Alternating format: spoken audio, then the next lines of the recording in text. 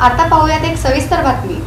योगेश पवार याचा चेहरा समोर आणून माझे काही शत्रू यांनी मला बदनाम करून मला संपवण्याचा प्रयत्न केला। तसंच याच काही समाजकंटकांनी देवेंद्र कोठे यांच्या मार्फत माझ्या विरोधात अनेक खोट्या तक्रारी नोंदवून माझी प्रतिमा मलिन करण्याचा प्रयत्न केला। परंतु मला विरोध करणाऱ्यांना मी पुरून उरेल, तसंच त्यांना न जुमानता माझं कार्य अविरत चालू राहील। आजवर मी समाजासाठी भरपूर काही केलं आहे आणि यापुढे देखील समाजाच्या प्रगतीसाठी झटेन, अशा भावना सोलापूर महानगरपालिकेचे माजी महापौर मनोहर सपाटे यांनी पत्रकार परिषदेत मांडल्या। यावेळी गेल्या अनेक दिवसांपासून मला बदनाम करून माझं राजकीय करिअर संपवण्याचा प्रयत्न करण्यासाठी अनेक जण टपून आहेत। हे सर्वजण स्वतःला समाजसेवक म्हणून संबोधतात, असं म्हणत त्यांनी आपल्या विरोधकांवर आगपाखड केली आणि आपली भूमिका या पत्रकार परिषदेत व्यक्त केली।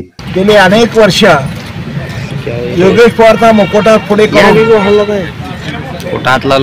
काही समाजकंटक आणि काही दादागिरी करणारे लोक स्वतःला समाजाचे मालक समजून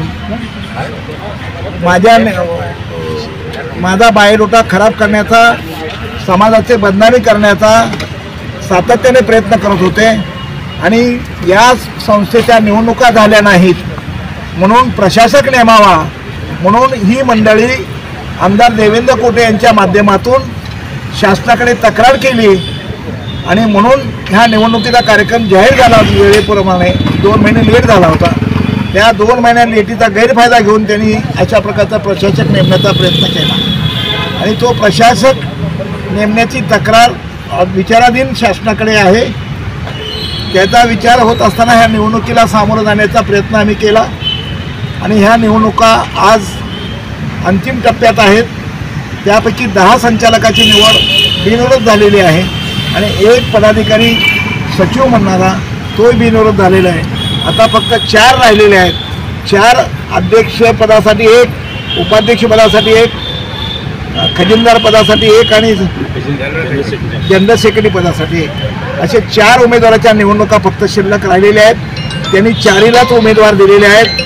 सूचक अनुमोदक त्यांना मिळाले नाहीत म्हणून ते संपूर्ण पॅनल देऊ शकले नाहीत आणि ते त्यांना संपूर्ण पॅनल देता आला नाही। फक्त 4 जागेसाठी त्यांनी निवडणूक लावलेली आहे।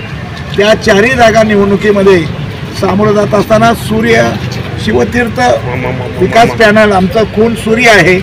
या ही खून आणि हा विचार आणि त्यांनी आम्हाला एक वचननामा जाहीर केला आमच्यासमोर। आमच्या संस्थेत 4 माणसं निवडणूक लढणार आणि वचननामा जाहीर करणार। त्यांचा वचननामा त्यांनी एखादी संस्था करावी आणि त्या वचननामा त्यांनी पूर्ण करावा।